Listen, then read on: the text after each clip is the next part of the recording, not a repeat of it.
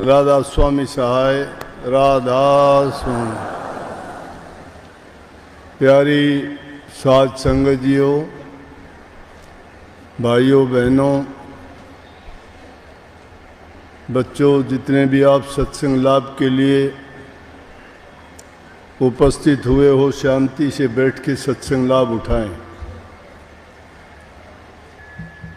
जो आदमी शारीरिक रूप से कमज़ोर हैं, वृद्ध हैं, या उनकी कोई और मजबूरी है जिसके कारण वो दूसरे आश्रमों में नहीं पहुंच सकते, उनकी भावना होती है कि हम भी दर्शन करें, साक्षात सत्संग सुनें। क्योंकि जब आमने सामने बैठ के सत्संग श्रवण किया जाता है, उसका आनंद कुछ अलग ही होता है।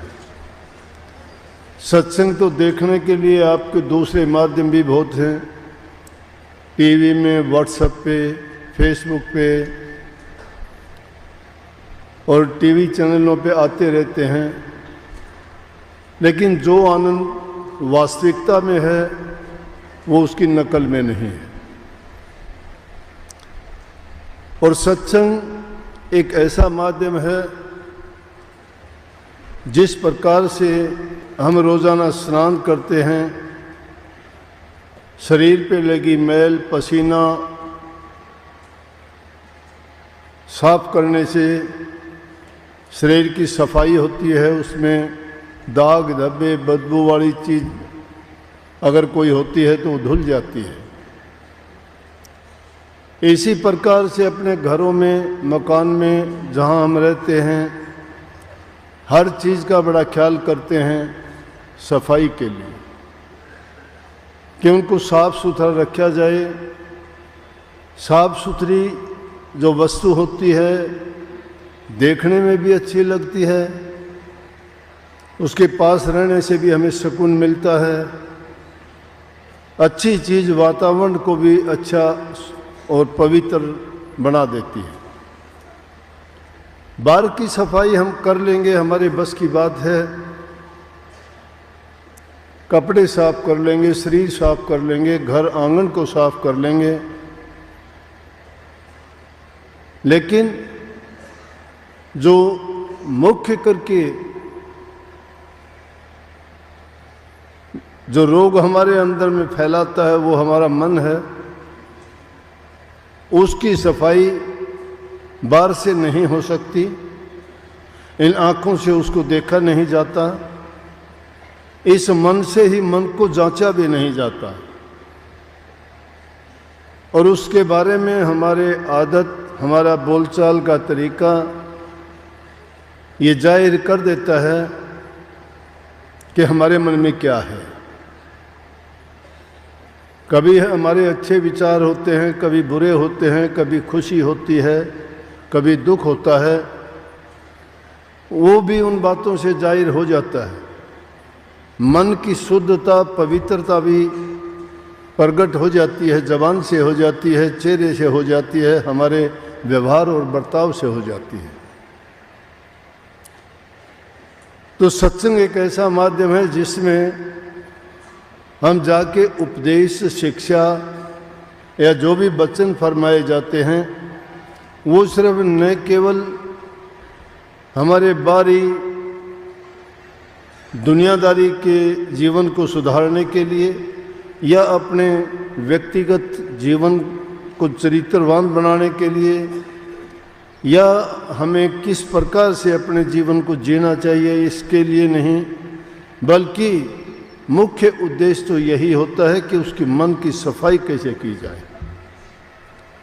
इन चीज़ों के बारे में तो बाहर से भी हम देख सकते हैं, पता लगाया जा सकता है, हमारी ज्ञान इंद्रियां, कर्मेंद्रियां ये बता देती हैं। लेकिन जो मलिनता हमारे मन के अंदर भरी हुई है, और जब तक हमारे भाव और भावनाएं शुद्ध नहीं हैं, तब तक हम प्रभु की भक्ति नहीं कर सकते। और उसका एकमात्र साधन यही कि लाहा यही है, उद्देश्य यही है कि हम मालिक की भक्ति करके उसके निज देश में पहुंच जाएं, ताकि इस काल और माया की जेड़ से, इस रोज़ रोज़ के मरने जीने से, ये रोज़ रोज़ की हमारी शिकायत दुख कष्ट झेलने से हम छूट जाएं और सदा के लिए हम प्रभु के चरणों में रह के उनका आनंद उठाएं। ये रूह जब से अपने पिता के घर से बिछड़ के आई है, इसको कहीं भी चैन नहीं है। दिखावे के लिए सब हमें दिखाई देता है कि सुखी हैं, लेकिन सुखी कोई शायद ही होगा। शायद ही मैंने क्यों कह दिया कि जो प्रभु की भक्ति करने वाले हैं वही आदमी संतुष्ट और अपने आप को सुखी कह सकते हैं। जिनको दुनियादारी की वस्तुओं की लालसा लगी रहती है, जो सुख दुनिया की वस्तुओं में ढूंढना चाहते हैं, इस दुनिया में उस शांति की खोज के लिए हर इंसान प्रयास करता है, लेकिन कहीं भी सफलता नहीं मिलती। किसी के पास कितना धन हो, किसी के पास कितना बल हो, किसी का लंबा चौड़ा परिवार हो, कितना भी उसका ऊंचा पद ओहदा हो, किसी भी जाति में पैदा हुआ हो, किसी भी वंश घर परिवार का वो हो, लेकिन प्रभु की भक्ति के बिना उसका ये दुख का जंजाल नहीं कटता। और भक्ति के रास्ते में ना कोई जाति अड़चन पैदा करती है, ना कोई ऊंचा पद प्रतिष्ठा, ये रुकावट तो बन जाती हैं, लेकिन ये काम नहीं आती। इसलिए सत्संग में अवश्य जाना चाहिए। जो लोग सत्संग के बारे में जानते नहीं, उसके महत्व को समझते नहीं, उनके लिए सत्संग कुछ भी नहीं है। सत्संग उनके लिए एक तमाशा है, एक मेला है। हम में भी बहुत से लोग इसको एक मेला समझ के ही आते हैं, लेकिन कोई नहीं। हम अगर मेला समझ के भी इसको आते हैं तो सुनते सुनते सुनते सुनते कभी ना कभी वो नकली चीज़ भी असलियत में बदल जाएगी। जब हमारे ऊपर कोई दुख विपदा आएगी, उस वक्त में जब हमें वो कोई बात सत्संग में सुनी हुई कि भाई हमें दुख के वक्त में क्या करना चाहिए, वो जब याद आएगी और उसको हम लागू करके देखेंगे, उसी वक्त हमें पता लग जाएगा कि सत्संग का महत्व और सत्संग का गुण क्या है। नहीं तो ये सत्संग में आना जाना दूसरे लोगों के लिए क्या है, क्यों बेवकूफ़ बने बैठे हैं। बेवकूफ़ भी कह देते होंगे सत्संगियों को, घर के आदमी ही कह देते होंगे, क्यों जाते हो रोज़ रोज़। अब अगर वो यूं कह दें कि रोज़ रोज़ नहीं, एक आध बार जाओ, अगर वो कोई कहता है मैं सत्संग में तो ज़रूर जाऊंगा, तो झगड़ा कर लेंगे उसके साथ। ये नहीं कहेंगे। अगर कोई बुरे रास्ते जाता है उसको कोई मना करने वाला नहीं है। आज समाज में कितनी कुरीतियाँ फैल गई। कोई चरित्र से संबंधित देखो, कहीं शराब कबाब, कहीं मांस मछली अंडे की घर घर दुकान खुली हुई है, सरेआम सड़कों पे बिकती हैं। कितनी जीव हिंसा होती है, कितने बकरे मुर्गे या दूसरे जीवों की हत्या करके उनको आम सरे खुले में बेचा जाता है, और लोग उनका सेवन भी करते हैं, खाते भी हैं। कितने लोग नशे के कारण बर्बाद होते जा रहे हैं, जिनके कारण धन की बर्बादी, शरीर की बर्बादी, परिवार में अशांति और समाज में उसका तिरस्कार। कोई आदमी उसको इज्जत की दृष्टि से नहीं देखता, और फिर भी उन बातों में पड़ के अपने जीवन को बर्बाद करते जा रहे हैं। फिर भी वो लोग नहीं समझते। बुद्धि भ्रष्ट होती है, जिसमें कोई कानून कायदा, कोई मर्यादा नहीं रहती। उनको यहाँ तक कि ये होश नहीं रहता नशा करने के बाद कि माँ के साथ बर्ताव क्या होना चाहिए, बहन के साथ क्या होना चाहिए, पत्नी के साथ क्या होना चाहिए, और पिता के सामने क्या होना चाहिए। सब नाते बर्बाद जिससे होते हैं, और फिर उस बर्बादी के रास्ते को पाके तो इंसान खुश होता है।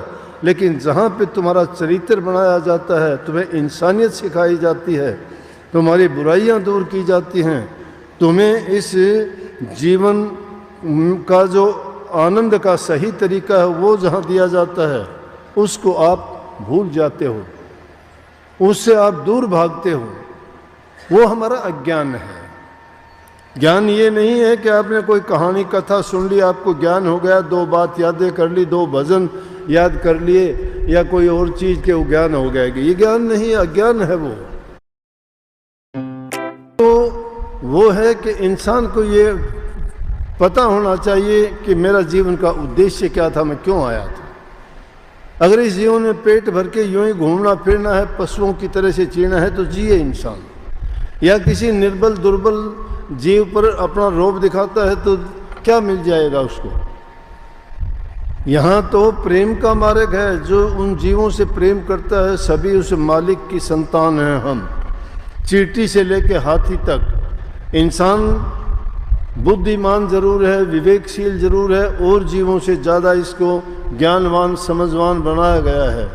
लेकिन उस ज्ञान और बुद्धि को जब सही ये प्रयोग नहीं करता तो कहाँ की इंसानियत है। इसलिए ये सत्संग इन बुराइयों से हमें निकालता है। आज एक दूसरे को देख के चंद पैसे के लिए इंसान इंसानियत से गिर जाता है, भूल जाता है सब कानून कायदे, नहीं देखते। फोन उठा के देखो, टीवी उठा के देखो, अखबार उठा के देखो, कोई अच्छी खबर मिलती है क्या आपको? कितनी उनमें सत्संग कथा, कितनी उनको आपको उपदेश शिक्षा की बात कोई मिलती है? कहीं मिलेगा छुरेबाजी हो गई, कहीं कहते हैं कि वहाँ गोली चल गई, कहीं कहते हैं कि वहाँ नोट पकड़े गए, कहीं कहते हैं वहाँ डाका हो गया, कोई कहता है उसका कत्ल कर दिया गया। छोटी छोटी बात के लिए क्यों? कहाँ से आ गई ये चीज़ें? इतने समाज सुधारक हैं, इतने सत्संग इतनी कथाएं होती हैं, और फिर भी ये इंसान इन बुरी आदतों को क्यों अपनाता जा रहा है? लेकिन जो लोग मन वचन और कर्म से सत्संग से जुड़ जाते हैं, मैं कहता हूं निश्चित रूप से वो इंसान पवित्र हो जाएगा, बुराइयों से निकल जाएगा, पाप कर्मों से बच जाएगा। वो नेक कर्म नहीं करेगा तो भी उसका जीवन सुखी जरूर हो जाएगा। जो इंसान अपने ईमानदारी से जीवन जीता है, अपना कमा के खाता है, दूसरे की चीज पर नियत नहीं धरता है, अपने समान दूसरे जीवों को जानता है, जैसे कबीर साहब ने कही है कि सह कुशब्दवाद को त्यागे छोड़े गर्भ गुमाना, सत्य पुरुषता ही को मिलिए कहे कबीर सुजाना। कबीर साहब वाणी में कहते हैं सह कुशब्द, अगर कोई कह देता है, कुशब्द कह देता है, कुशब्द कहते हैं बुरी बात को, गाली देने को। अगर कोई दे भी देता है उसको सहन कर लो। 2 बातें आ गई एक बात में ही। कितनी ऊंची बात, संतों के एक एक वचन में कितनी शिक्षा भरी होती है। सह